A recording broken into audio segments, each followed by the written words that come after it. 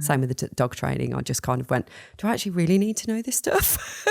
Or can you just give me a dog and I can do what I can do and transform it? It's weird, isn't it, how like this knowledge thing shows up in different ways. So I remember at uni in year 1, so what's that? Level 4? Yeah, level 4 is year 1 of uni, isn't it? Yeah. So confusing.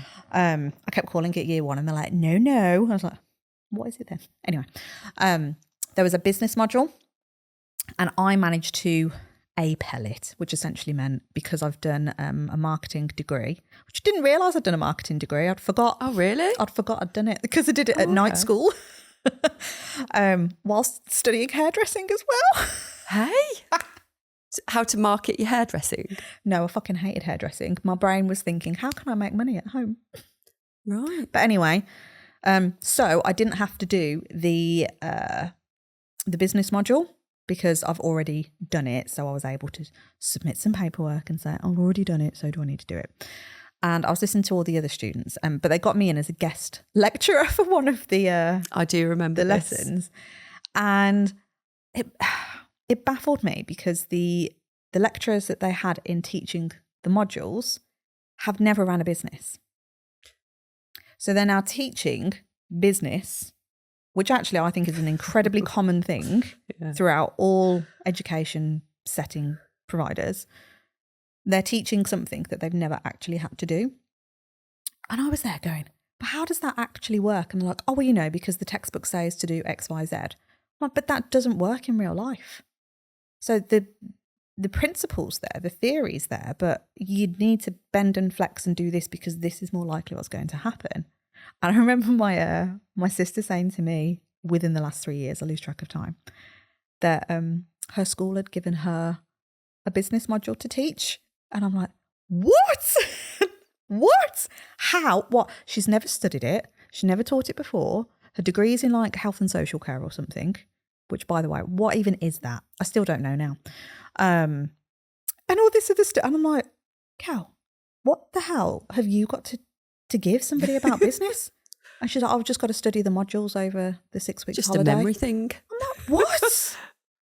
But to me, this is that curse of knowledge thing where I'm like, well, okay, so now, in my sister's scenario, she's now consumed some knowledge over a very short period of time and is now teaching classes of 30 students business, having never run a business, never been in it, never had to think about it. And that's probably all the business knowledge they're going to get in their whole life. Yep. And then if they run a business, this is exactly the problems we're finding. Trying your hardest to do it, having no clue, having no strategy, poof, like it falls apart.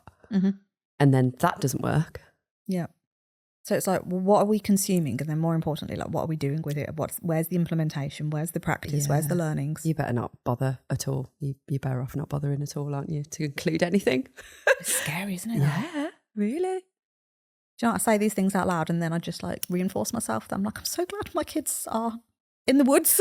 I'll tell you what, why don't, this is a good time to talk about the example that you were talking about earlier with our previous guest that we had on, about Clay's real life experience versus the textbook.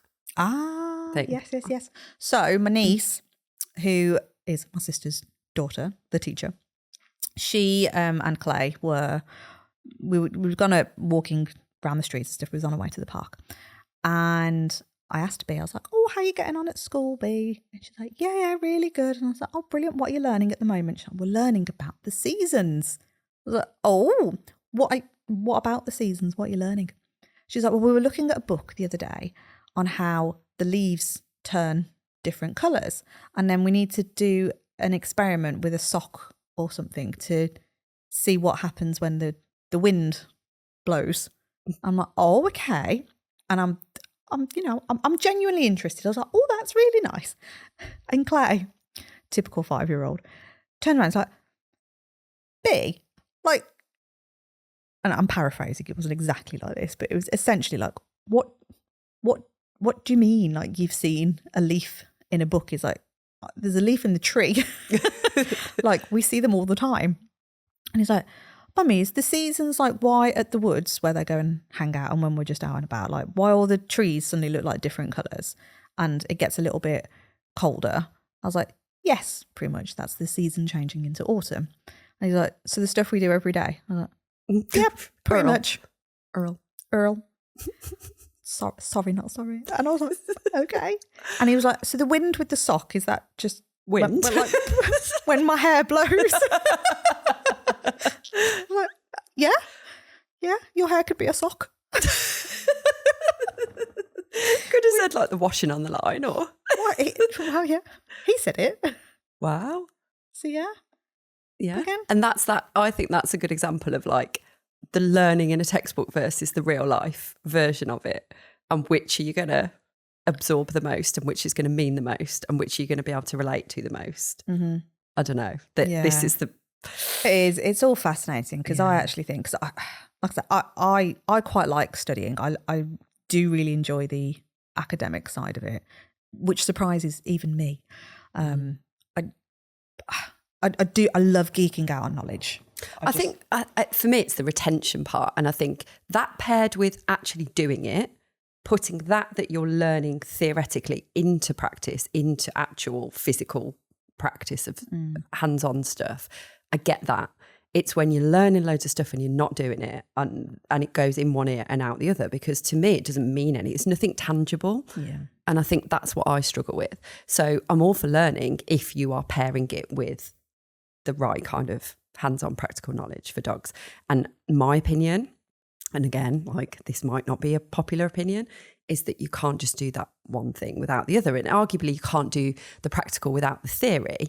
But I think as long as you've got a baseline of that theory and you have just a basic understanding of it, how deep do you really need to go? And I know this is not what this podcast is about, but I think it's a good time to discuss this because I do think we get in our own heads about everything. And again, it comes back to that judgment of other people and other trainers and other dog professionals. Wow, I'm glad you said that because I was going to try and bring it into this topic of this whole knowledge thing. It's like, who are you actually marketing to? I will still stand by, I haven't got the exact figures, I've not done the survey, I don't know, but I would say a high percentage of dog professionals are more bothered about what their peers, colleagues, competitors, they're all the same. They care more about those than they do the actual audience that are going to buy from them and those that you actually have the ability to help.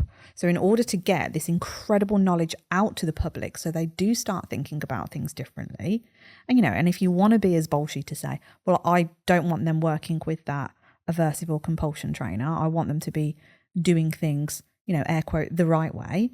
Well, you have to be able to connect with your audience then, because one thing I will say for the balance community, if we're going to segregate people, they do have this incredible ability to do that connecting piece with the audience because it's simple. Again, it comes back to simplicity and streamlining and not we're overwhelming people without realising. We're overcomplicating it in our own brains, let alone for the potential clients that are coming on board. Yeah. It's not necessary. Yeah. I don't even know why I was doing this the other day, but I was on the TikTok. Mm-hmm. The TikTok. I try not to be on there. Try not to spend too much time. Brian's giving me like such a dirty look. He's like, the TikTok. I was like, yes. He's a young whippersnapper compared to how I feel about the TikTok. Anywho, Loodle. On the TikTok, and I was searching for, I don't even know what I was searching for, but essentially and I still don't fully understand TikTok, don't really understand the search functionality on it, but it came up in like a little grid of thumbnails, if you will, and it was like positive reinforcement dog trainer. I was like, what? Whereas if I just put in like dog trainer, Southend came up, which I would expect. Yeah. Who else came up? Yorkshire Canine Academy? No, they didn't actually. Not on TikTok anyway. I think Caesar? they were. No, it wasn't any of. I can't even bloody well think who it was now. But anyway, it didn't surprise me that those in the identify as balance trainers. Who do you identify as? A wheelie bin. A wheelie bin. Mr. Broccoli. Story for another day. It didn't surprise me that actually those accounts came up higher because of the simplicity of it. And even I was like, oh, I'm more interested in looking at the positive reinforcement ones, because for my brain, for whatever it was that I was doing, which I genuinely cannot remember, like serious brain fog, I was looking for those accounts. And so it was easy for me to identify, because I'm like, oh, brilliant. I know exactly who I want to talk with, which you could say they've done the right thing then. But actually, am I their ideal audience? Because if they're a dog trainer, well, I'm not buying your services as a dog trainer. Mm. That's it. I was looking for people that we could possibly reach out to either be podcast guests or for us to go on their accounts. So for me, it was really helpful, but I don't think that we are their target audience. So actually, how helpful is it?